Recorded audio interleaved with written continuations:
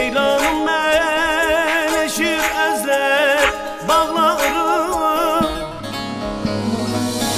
Yıkılmış bir ane mercan dağlarım.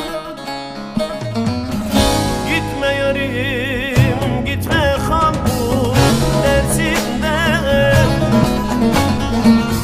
huzurda dersimde.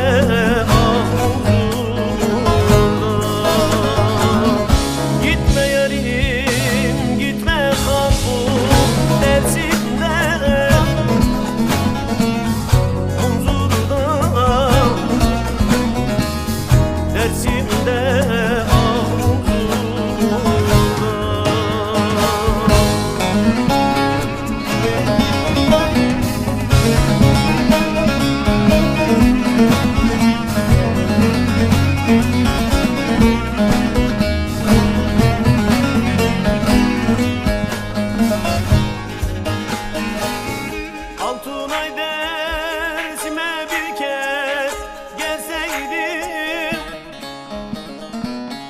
soğuk sularından bir tas içseydim.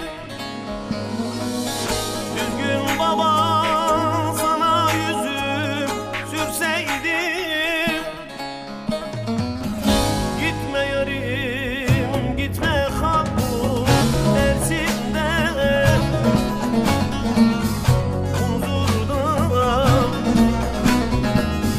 dersimde ah huzurda.